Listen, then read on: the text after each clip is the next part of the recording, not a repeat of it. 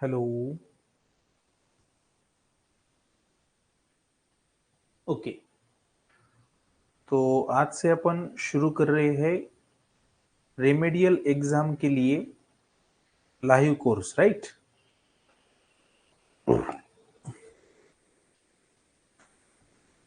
D बाटू university का M2।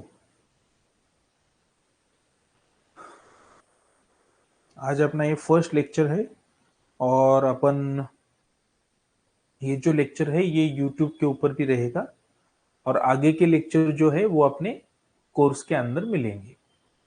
अपना जो एप्लीकेशन है उसका जो लिंक है यहाँ पे डिस्क्रिप्शन बॉक्स में भी है, वहां से आप एप्लीकेशन डाउनलोड कर सकते हैं। ठीक है, शुरू करते हैं अपन। रेमेडियल एग्जाम के अंदर MCQ होते हैं, ये तो सबको मालूम है। ये बेसिक लेवल के MCQ होते हैं, इसमें कुछ ज्यादा नहीं होता है, बोले तो फार्मूला बेस्ड MCQ होते हैं। ठीक है, छोटे छोटे कैलकुलेशन के मल्टीपल चॉइस क्वेश्चन होते हैं। तो अपना M2 के अंदर फर्स्ट टॉपिक है कॉम्प्लेक्स नंबर। सही बात है कि नहीं? यस।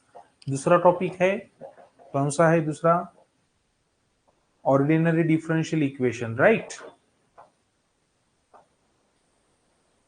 फूरियर सीरीज भी है और वेक्टर है। ये सारे टॉपिक अपने M2 के अंदर है। तो एक लीनियर डिफरेंशियल इक्वेशन भी है, राइट, LD बोल के। तो छोटे छोटे MCQ, छोटे छोटे कैलकुलेशन, फार्मूला बेस्ड सब कुछ होता है। तो आज 8 तारीख है, अपन 18 या 19-20 तारीख को कुछ तो भी टेंटेटिव डेट है रेमेडियल की। 8-10 दिन मिलते हैं, तो रोज अपन एक लेक्चर लेंगे, लाइव लेक्चर, मस्त पैकी उसके अंदर MCQ की प्रैक्टिस करेंगे। चलो, फर्स्ट क्वेश्चन। एक बार बताओ, ऑडियो वीडियो सब कुछ क्लियर है? सारी बातें, वीडियो एंड ऑडियो सब ओके है? Yes, all things are okay. ठीक है, चलो शुरू करते हैं अपन। फर्स्ट MCQ,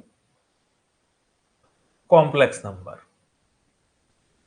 कॉम्प्लेक्स नंबर का MCQ बहुत ही सिंपल MCQ है। इतना सिंपल है कि सोचो मत कितना सिंपल है। आपको x square plus y square find out करना है, right. X square plus y square की वैल्यू निकालनी है। X square plus y square की वैल्यू निकालनी है। और आपको क्या दिया है? आपको दिया है एक्स प्लस आई वाई।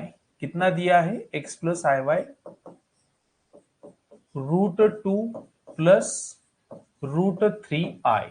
ये आपको एक्स प्लस आई वाई दिया है। तो यहां से मुझे क्या मिलेगा? यहां से मुझे एक्स और वाई मिलेगा। यहां से मुझे हियर एक्स कितना होना चाहिए? एक्स होना चाहिए √2। एक्स की वैल्यू √2 होनी चाहिए और वाई की वैल्यू √3 होनी चाहिए। Y is nothing but √3। एकदम सिंपल है। X is real part, y is imaginary part. इधर रियल पार्ट कौन है? √2। इमेजिनरी पार्ट कौन है? √3। दोनों साइड का कंपैरिजन किया तो एक्स वाई मिल चुका है। अब कैलकुलेट क्या करना है? X square plus y square. तो एक्स का स्क्वायर करो, √2 का स्क्वायर प्लस √3 का स्क्वायर। √2 का स्क्वायर 2 होगा और √3 का स्क्वायर 3 होगा। मतलब इसका सही ऑप्शन होना चाहिए ऑप्शन ए। कुछ भी नहीं था इसमें, सीधा सीधा एक्स की वैल्यू थी अपने पास √2, वाई की वैल्यू थी √3 और पूछा था x square plus y square. इस टाइप के भी क्वेश्चन होते हैं, कुछ ना कुछ क्वेश्चन इस टाइप के भी एग्जाम के अंदर होते हैं। ओके, इससे भी सिंपल होते हैं, मतलब डायरेक्टली वो फार्मूला ही पूछते हैं। क्वेश्चन नंबर 2 देखो, सेकंड क्वेश्चन कॉम्प्लेक्स नंबर का क्वेश्चन है। आपको रियल पार्ट बताना है। क्या बताना है? रियल पार्ट बताना है। किसका रियल पार्ट बताना है? इसका रियल पार्ट बताना है। ओके, तो रियल पार्ट ऑफ किसका? Sine x plus i time cos x का पावर 5 कितना होगा, ये अपना क्वेश्चन है। अब देखो, अपने को डी मोरिस थ्योरम मालूम है। डी मोरिस थ्योरम में क्या होता है? कॉस थीटा प्लस आई साइन थीटा का पावर n, तो अपन इसको लिखते हैं कॉस n थीटा प्लस आई साइन n थीटा। ये जो पावर है, ये पावर सीधा एंगल में आता है। सही बात है कि नहीं? पावर सीधा अपन एंगल में मल्टीप्लाई कर सकते हैं, इसको अपन डी मोरिस थ्योरम बोलते हैं।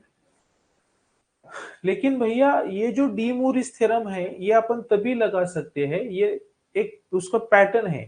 यहाँ पे जो आई है, आई आई बोले तो अपना इमेजिनरी यूनिट आयोटा, ये साइन के साथ दिखता है।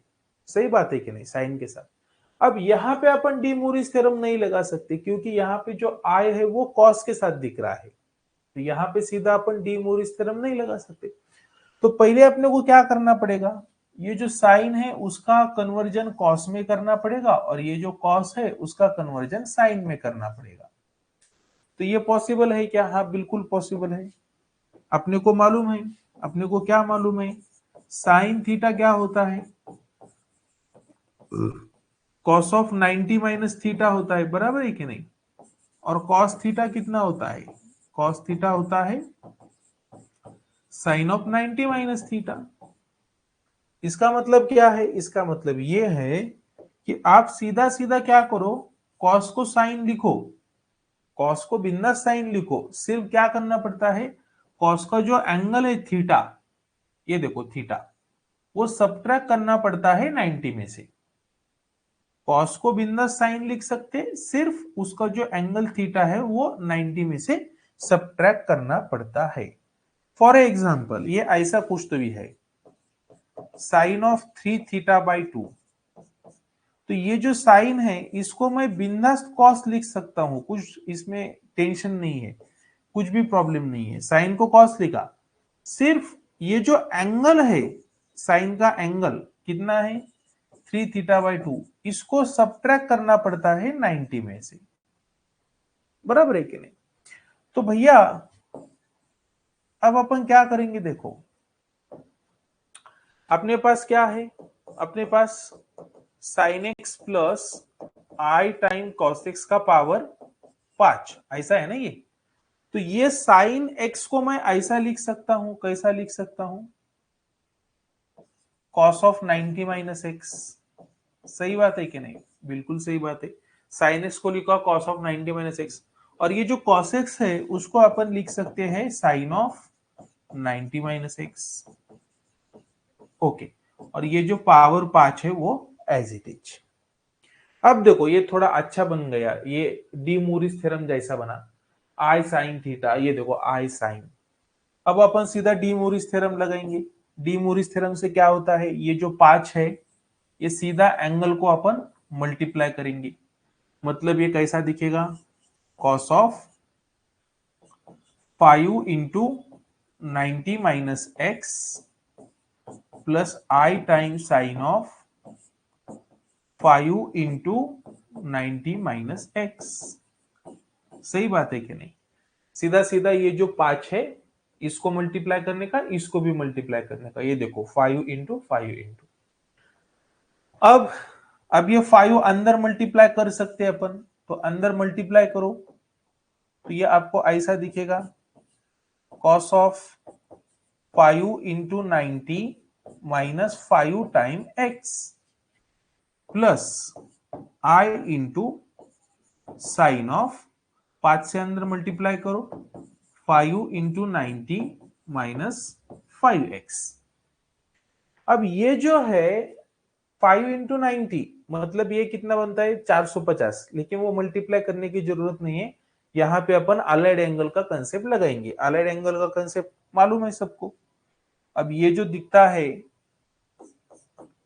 cos of 5 into 90 minus 5x, ये जो है, तो according to allied angle concept ये तो बन जाएगा sin 5x, और ये जो दूसरा है sine of 5 into 90 minus 5x, ये वाला sign of 5 into 90 minus 5x, तो ये अलाइड एंगल के हिसाब से cos 5x बन जाएगा। ये कैसा बन रहा है? बाय अलाइड एंगल कंसेप्ट, बराबर है कि नहीं?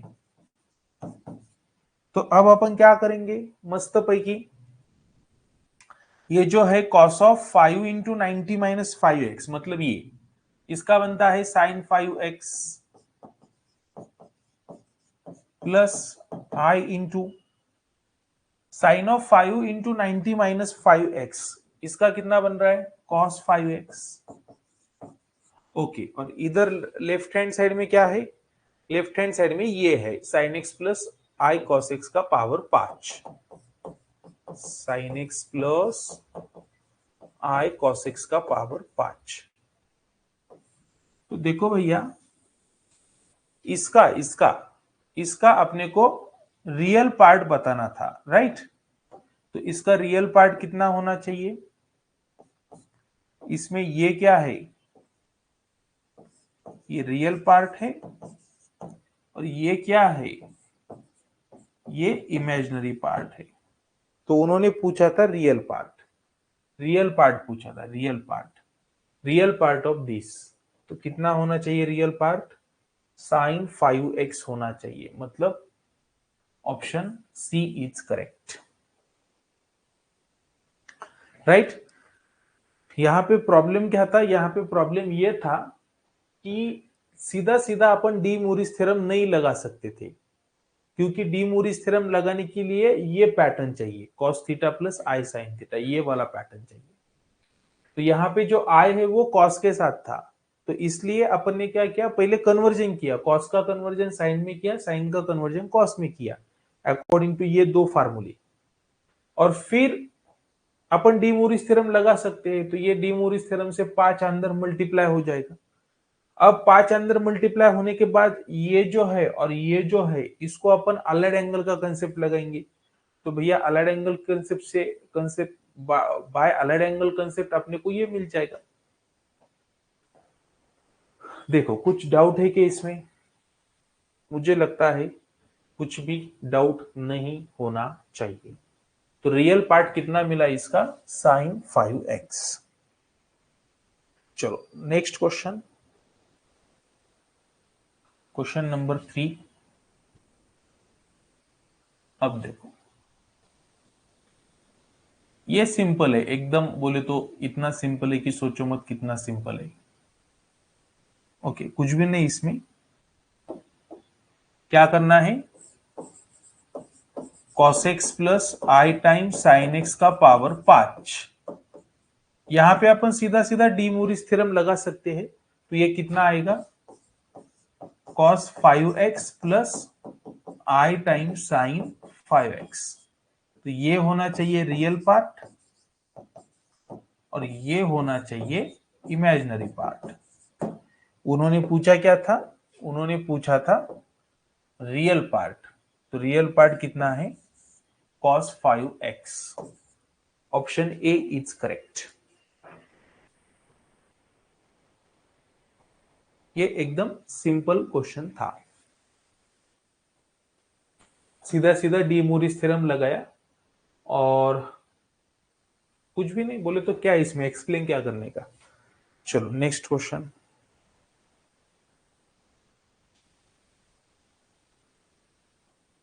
ओके, नेक्स्ट क्वेश्चन के अंदर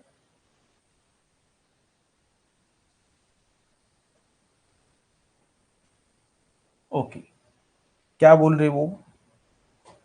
रियल पार्ट कैलकुलेट करना है। किसका रियल पार्ट कैलकुलेट करना है? रियल पार्ट लेना है। किसका रियल पार्ट लेना है? एफ ऑफ जेड का, और एफ ऑफ जेड कितना दिया है आपको? एफ ऑफ जेड दिया है E raise to two Z. F of Z का रियल पार्ट बोले तो एफ ऑफ जेड क्या है? E raise to two Z है, मतलब E raise to two Z का रियल पार्ट निकालना है। तो कैसा निकालेंगे? चलो अपन अभी E raise to two Z का रियल पार्ट फाइंड आउट करेंगे। Okay, E raise to two Z का रियल पार्ट चाहिए। ओके, अब देखो इसके लिए छोटा प्रोसीजर है। क्या प्रोसीजर है? ये जो ई रेस टू टू जेड है,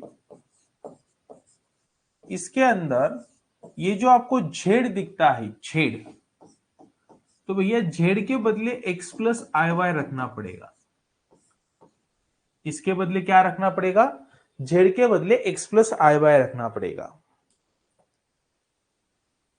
E raise to two Z है ना, इसका क्या निकलना है? E raise to two Z का रियल पार्ट निकालना है। तो भैया आप कैसा निकालेंगे? तो सबसे पहले अपने को ई रेस टू टू जेड का रियल पार्ट चाहिए। तो सबसे पहले ये जो जेड दिखता है, जेड को मैं रखूंगा एक्स प्लस आई वाई। तो ये टू के बाजू में जेड है, तो टू के बाजू में उसकी value x plus I Y. Okay, अब ये टू अंदर मल्टीप्लाई हो सकता है, तो टू से अंदर मल्टीप्लाई करो तो ये ऐसा आ जाएगा। ये दो से अंदर मल्टीप्लाई करेंगे तो ये ऐसा आ जाएगा। 2 into x is a 2x and 2 into i y is a 2i y. Okay, अब अपने को ये वाली चीज मालूम है, ए का पावर m इंटू ए का पावर n है, तो भैया इसको मैं ए का पावर m प्लस n लिख सकता हूं। सही बात है कि नहीं? तो यहाँ पे उल्टा जाना है, ए का पावर m प्लस n है तो उसको A raise to m into A raise to n अपन लिख सकते हैं। तो इसको मैं लिखूंगा E raise to two x into E raise to two I Y. Okay, अब अपने को एक चीज मालूम होना चाहिए, और वो चीज क्या है? E raise to I theta को मैं लिख सकता हूं कॉस थीटा प्लस आई साइन थीटा। मतलब आई का जो आई के साथ जो मल्टीप्लीकेशन में है थीटा, वो यहाँ पे एंगल बन जाता है।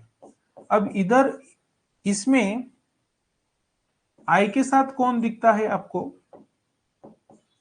यहाँ पे आई के साथ थीटा दिखता है, तो कॉस का एंगल थीटा बना, साइन का एंगल थीटा बना। लेकिन यहाँ पे आई के साथ कौन है? आई के साथ 2y है, तो भैया कॉस का एंगल कितना बनेगा? 2y बनेगा, और साइन का भी एंगल 2y बनेगा। मतलब e रेस टू 2y कितना होता है? cos 2iy प्लस आई साइन 2iy। तो ये e रेस टू 2iy के बदले अपन लिखेंगे cos 2y प्लस आई साइन 2y। ओके, ये e रेस टू 2x तो एज इट इज इनटू, अब ये जो है e रेस टू 2iy, इसके बदले अपन ये लिखेंगे cos 2y plus i time sign 2y। Okay, अब ये बाहर की टर्म अंदर मल्टीप्लाई हो सकती है, तो मल्टीप्लाई करेंगे e raise to 2x into cos 2y plus i into E raise to 2x into sine 2y। ये बाहर की टर्म अंदर मल्टीप्लाई कर दी तो मुझे ये मिला। अब इधर क्या है? इधर लेफ्ट हैंड साइड में तो ये सब कुछ E raise to two Z equal to चल रहा है ना, E raise to two Z equal to चल रहा है। ओके, तो E raise to two Z का मुझे इतना मिला। अब इसमें अपन सीधा सीधा बता सकते हैं कि ये क्या है? ये तो भैया रियल पार्ट है। ये क्या है? ये तो भैया इमेजिनरी पार्ट है। अब उन्होंने क्या पूछा था? रियल पार्ट पूछा था e raise to two Z का। तो कितना आया e raise to two Z का real part? Real part e raise to two x into cos two y. E raise to two x into cos two y, मतलब option C is correct. देखो और एक बार बताता मैंने कैसा कैसा किया है, क्या क्या किया है। आपको ई रेस टू टू जेड का रियल पार्ट चाहिए। ओके, तो E raise to two Z का रियल पार्ट चाहिए, तो सबसे पहले आपको जेड को रिप्लेस करना पड़ेगा एक्स प्लस आई वाई से। तो मैंने जेड को रिप्लेस किया एक्स प्लस आई वाई से। अब 2 से अंदर मल्टीप्लाई करेंगे तो ये बनेगा 2x 2iy। अब इधर ये वाला फंडा लगाएंगे बेसिक वाला, लेकिन इधर से इधर लगाएंगे, ऐसा अपोजिट, राइट टू लेफ्ट। तो इसको अपन ये लिख सकते हैं अकॉर्डिंग टू ये वाला फंडा। अब e⁻²iy का मतलब क्या है, तो e⁻²iy का मतलब ये है अकॉर्डिंग टू ये वाला फंडा। तो मैंने e⁻²iy को लिखा वो cos 2y plus i sin 2y। अब बाहर कौन है, बाहर तो e⁻²x है ना, इससे अंदर मल्टीप्लाई करो। इससे अंदर मल्टीप्लाई करेंगे तो भैया e⁻²x into cos 2y is nothing but this, e⁻²x into i sin 2y is nothing but this. तो यहां पे अपने को real part and imaginary part मिल जाता है। बोलो रे बोलो, समझ में आ रहा है क्या? पहला जो क्वेश्चन था वो बहुत ही सिंपल था, उसमें कुछ भी नहीं था। फर्स्ट क्वेश्चन के अंदर x एंड y की वैल्यू सीधी थी, सीधा अपन ने एक्स वाई की वैल्यू पुट कर दी, बात खत्म।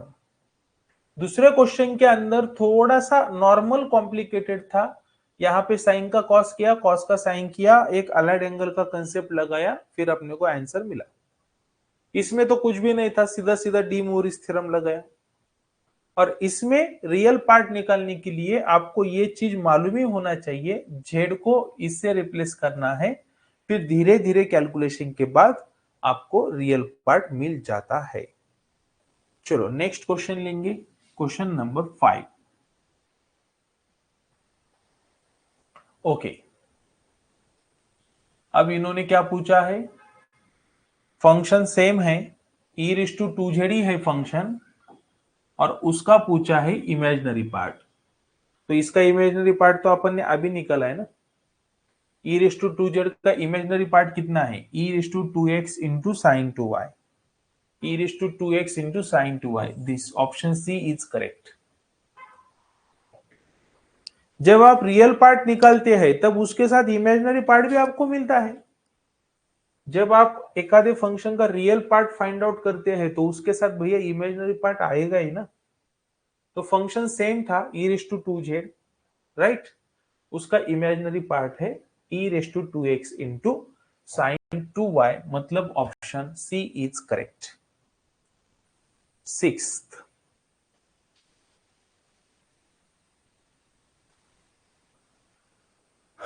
चलो अब ये क्या बोल रहा है, इसके अंदर आपको देखो क्या क्या दिया है, आपको एफ ऑफ जेड दिया है, कितना दिया है f of z, F of z की वैल्यू दिया है 3z bar. Okay, F of Z कितना दिया है 3z बार, और क्या फाइंड करना है, value of f of z, F of z की वैल्यू फाइंड करनी है, एफ ऑफ जेड की वैल्यू फाइंड करनी है कहां पे, at z equal to 2, at z equal to 2। Value of f of z, value of f of z, ये जो एफ ऑफ जेड है इसकी value at z equal to कितना 2 + 4i। इसका मतलब क्या है, इसका मतलब ये है सीधा सीधा आपके पास जो एफ ऑफ जेड है उसके अंदर जेड की वैल्यू 2 + 4i डालो। एफ ऑफ जेड की वैल्यू फाइंड आउट करना है eight z equal to 2 + 4i। इसका मतलब क्या है, सीधा सीधा एफ ऑफ जेड जो है आपके पास, एफ ऑफ जेड कितना है 3z बार, तो इसमें आपको जेड की वैल्यू डालनी है 2 + 4i। लेकिन प्रॉब्लम ये है, एफ ऑफ जेड जो दिया है आपको उसमें जेडिश नहीं है, ये जेड की वैल्यू है ना 2 + 4i, लेकिन एफ ऑफ जेड की जो वैल्यू है उसमें जेड बार दिया है, यहाँ पे जेड बार दिखता है ना, और आपके पास जेड की वैल्यू है, तो भैया जेड से अपन जेड बार निकाल सकते हैं, बहुत ही सिंपल है। जेड बार कितना होगा, आपका जेड 2 + 4i है, तो जेड बार कितना होगा 2 - 4i। सिर्फ क्या करना पड़ता है, रिप्लेस i बाय -i, आपको जेड बार मिल जाएगा। 2 + 4i जेड है तो जेड बार होगा 2 - 4i। अब सीधा सीधा क्या करो, आपके पास जो एफ ऑफ जेड है कितना है 3 टाइम जेड बार, तो जेड बार कितना है 2 माइनस 4i, 3 से मल्टीप्लाई करो, 3 दूनी 6 आणि हे 3 चौक 12, खत्म बात। कितना मिला F of Z 6 minus 12i, मतलब ऑप्शन ए इज करेक्ट। आपको एफ ऑफ जेड दिया था 3 जेड बार, और जेड बार की वैल्यू नहीं है, जेड की वैल्यू है, तो जेड से अपन ने जेड बार निकाला, रिप्लेस आई बाय माइनस आई करना पड़ता है, 2 प्लस 4i मतलब वो आएगा 2 माइनस 4i, और ये अपन यहां पे रखेंगे तो अपने को एफ ऑफ जेड मिलेगा at z, F of z at z पूछा था। ओके, और ये जेड बार जेड से आया है, सही बात है कि नहीं? Yes, option A is correct. चलो next question, question number 7।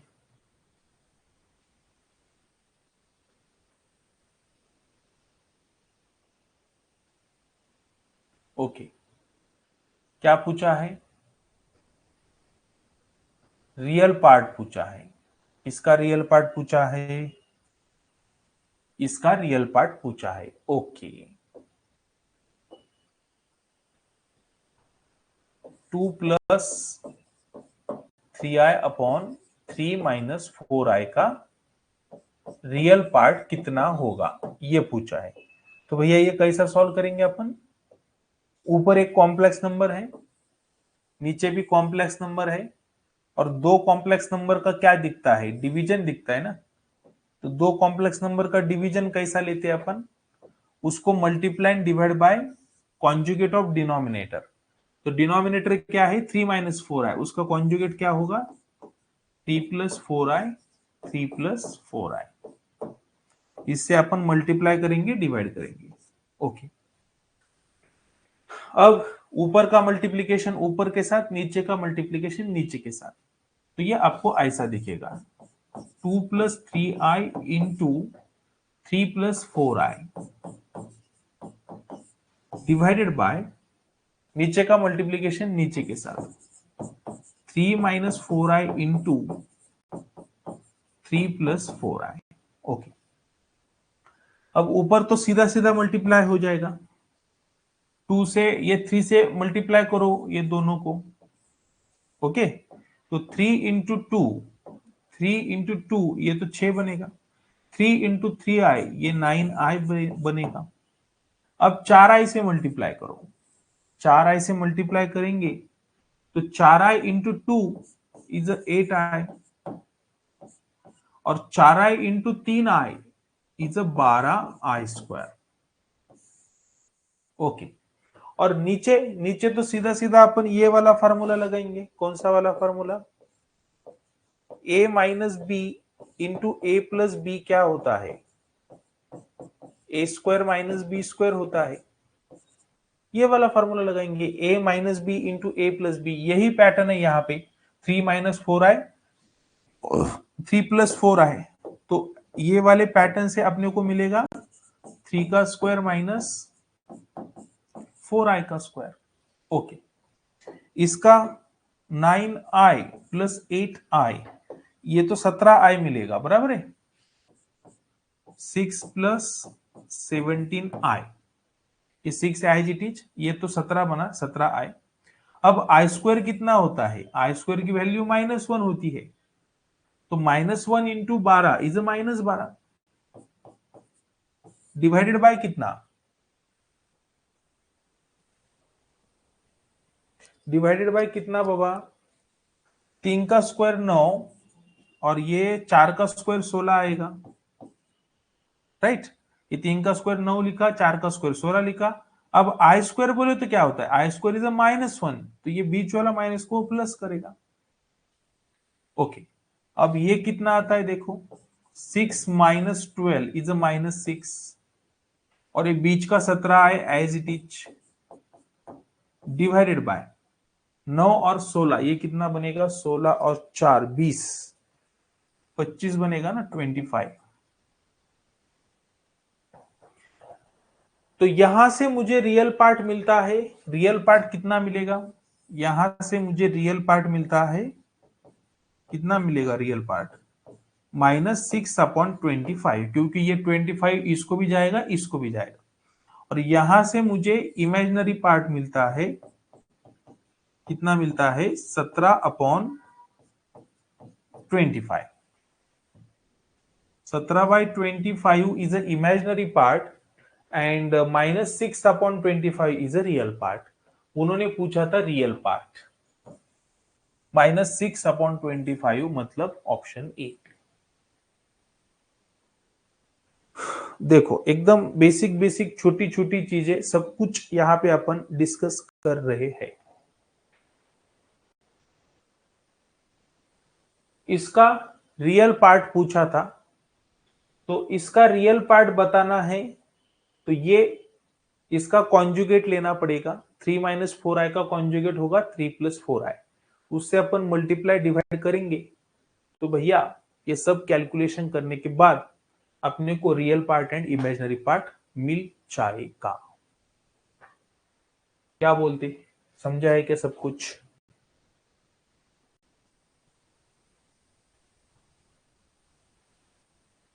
Next question. Okay, same pattern का क्वेश्चन है, राइट? सेम पैटर्न का क्वेश्चन है। इसका आपको क्या बताना है, इसका आपको इमेजिनरी पार्ट बताना है। तो सेम तरीके से सॉल्व करेंगे अपन इसको। 2 + 3i अपॉन कितना, 3 + 4i। तो इसको मल्टीप्लाई डिवाइड बाय कितना करेंगे, 3 - 4i अपॉन 3 - 4i। अब ऊपर का मल्टीप्लीकेशन ऊपर करेंगे, 2 × 3 is 6, 2 × -4i is -8i। 3i से मल्टीप्लाई करो, 3i × 3 इज 9i, और 3i × -4i is nothing but -12i²। नीचे तो अपन a + b a - b लगाएंगे, तो ये 3² - 4i का स्क्वायर आ जाएगा। अब ये -8i + 9ai, sorry -8i + 9i, ये पॉजिटिव i बनेगा, 6 + i, और i² इज नथिंग बट -1, मतलब ये +12 बनेगा। नीचे आएगा 9 + 16, तो ये 6 और 12, ये कितना बनेगा, 12 और 6 18, 18 + i डिवाइडेड बाय 25। तो यहां से रियल पार्ट मिलेगा 18/25 और इमेजिनरी पार्ट मिलेगा 1/25। तो उन्होंने पूछा था रियल पार्ट 18/25, यहाँ पे कहाँ पे भी नहीं दिखता, नहीं इमेजिनरी पार्ट पूछा था, इमेजिनरी पार्ट कितना आया है, 1/25, कहाँ पे भी नहीं है, मतलब नन ऑफ दिस। देखो एकदम सिंपल सिंपल क्वेश्चन है। i² की वैल्यू कितनी लेते हैं अपन, i² की वैल्यू होती है, i² इज नथिंग बट -1 होता है। चलो next question, question number 9।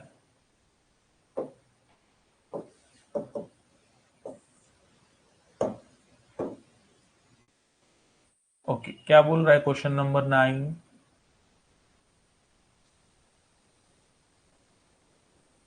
Question number 9, इसके अंदर सब कुछ क्लियर है, audio video?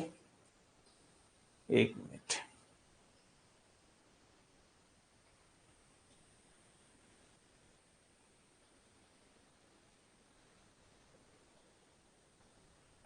Yes, all things are okay.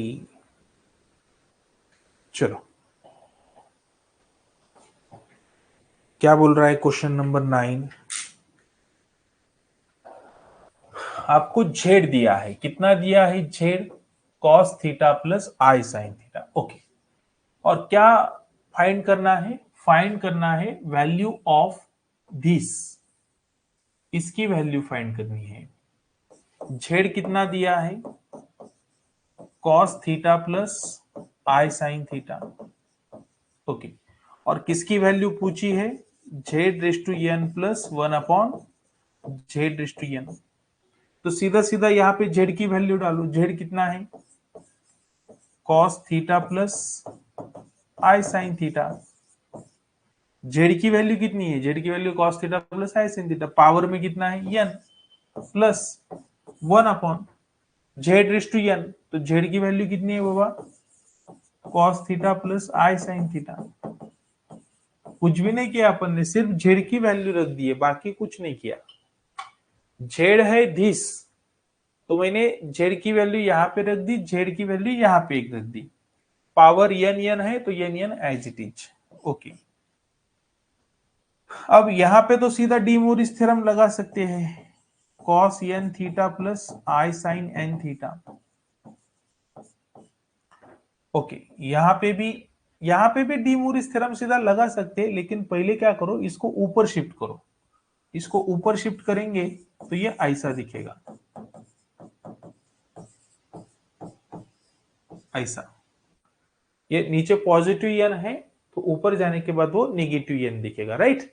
Positive N का ऊपर नेगेटिव एन। अब अपन डी मोरिस थ्योरम लगाएंगे, सीधा माइनस एन एंगल में मल्टीप्लाई हो जाएगा। कॉस एन थीटा प्लस आई साइन एन थीटा प्लस, तो minus n into theta is a minus N theta.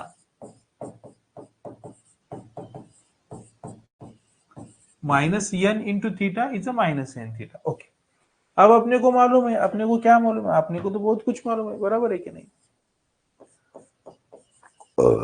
Cos of minus theta कितना होता है? तो कॉस थीटा होता है। और साइन ऑफ माइनस थीटा कितना होता है? Sine of minus theta is a minus sine theta. इसका मतलब कॉस में ये माइनस गायब हो जाता है और ये साइन में माइनस बाहर आता है। तो ये वाला तो माइनस गायब हो जाएगा और साइन वाला माइनस बाहर आएगा। तो भैया जब साइन वाला माइनस बाहर आएगा तब ये positive I sine theta and ये नेगेटिव आई साइन एन थीटा कैंसिल हो जाएगा, क्योंकि ये तो माइनस बाहर आने वाला है। According to this sine of minus theta is minus sine theta, तो ये प्लस माइनस बन जाएगा। तो ये वाली टर्म नेगेटिव और ये वाली टर्म पॉजिटिव गेट कैंसिल, और ये माइनस का तो कुछ रोल नहीं, वो गायब हो जाएगा। Cos of minus N theta is a cos N theta. तो cos N theta plus cos N theta कितने cos N theta? 2 cos N theta. सही बात है क्या नहीं? देखो, cos N theta plus cos N theta is nothing but 2 cos N theta. मुझे लगता है आपको ये सब कुछ समझ में कुछ नहीं था इसमें, सिर्फ z raise to N plus 1 upon z raise to n की वैल्यू निकालनी थी। तो अपन ने जेड की वैल्यू डाल दी, जेड की वैल्यू 19 दी थी, कॉस थीटा प्लस आई साइन थीटा। तो छोटे छोटे यहाँ पे डी मोरिस थ्योरम लगाया, यहाँ पे डी मोरिस थ्योरम लगाने के बोले तो लगाया नहीं, यहाँ पहले उसको ऊपर शिफ्ट किया और फिर डी मोरिस थ्योरम लगाया। मुझे लगता है कुछ डाउट नहीं होना चाहिए। Next question, question number 10। Okay, same question है, सिर्फ दोनों के बीच में माइनस है, मतलब सेम वे से सॉल्व होगा। Z raise to n minus 1 upon z raise to n. पिछला जो प्रॉब्लम था उसमें प्लस था, अब यहाँ पे माइनस है।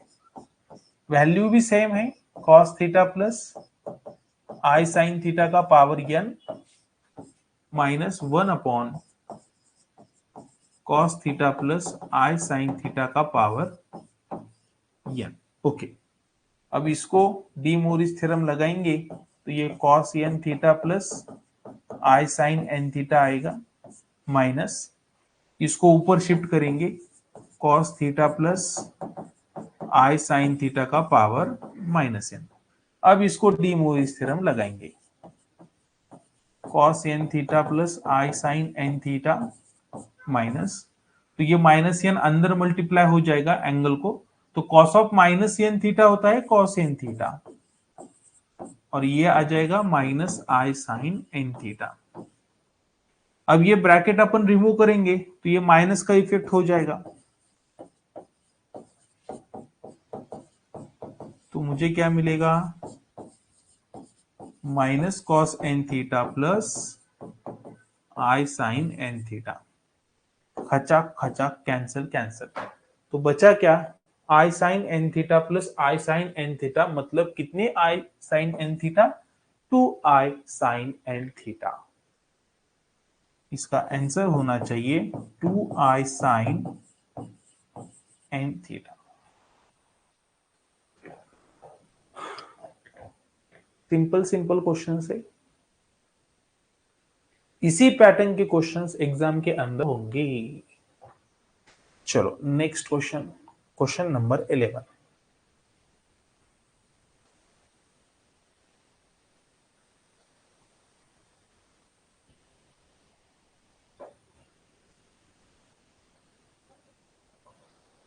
ओके, रियल पार्ट कैलकुलेट करना है। किसका रियल पार्ट कैलकुलेट करना है, cos hyperbolic X plus I Y का रियल पार्ट कैलकुलेट करना है। ओके, तो चलो करेंगे। इसमें क्या है, cos hyperbolic X plus I Y का रियल पार्ट। अब आपको यहां पे ये वाला फार्मूला मालूम होना चाहिए, कॉस हाइपरबोलिक ए प्लस बी कितना होता है, तो कॉस हाइपरबोलिक ए प्लस बी होता है cos hyperbolic A into cos hyperbolic B plus sine hyperbolic A into sine hyperbolic B, ऐसा होता है। अब अकॉर्डिंग टू ये वाला फार्मूला, ए बोले तो एक्स है अपने पास और बी बोले तो आई वाई है, तो according to this formula cos hyperbolic X plus I Y क्या बनेगा, cos hyperbolic x into cos hyperbolic I Y plus sine hyperbolic x into sine hyperbolic I Y.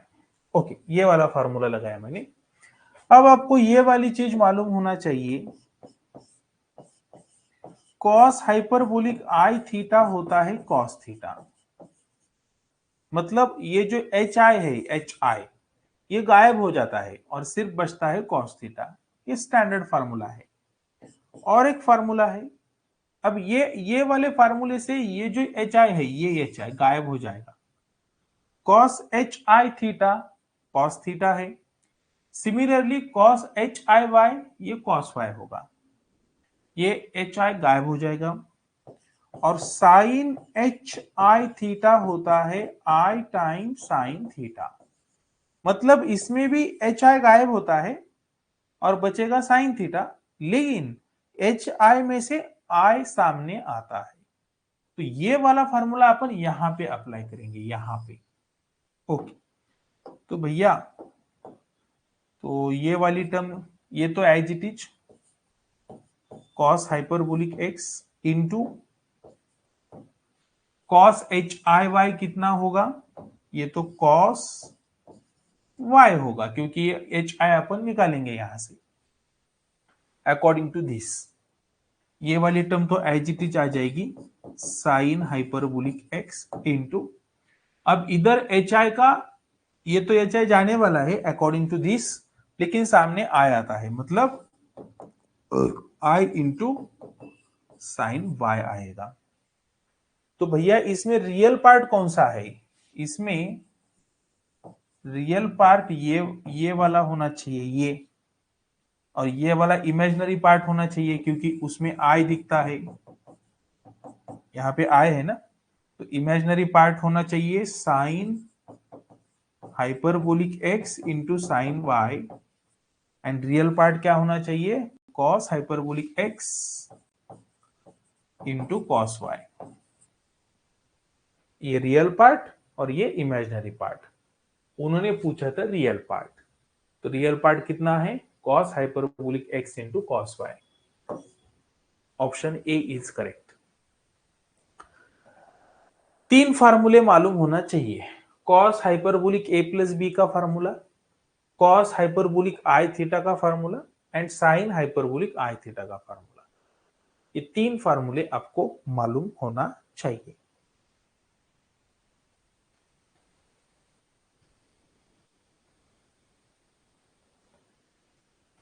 क्या बोलते, बराबर है क्या?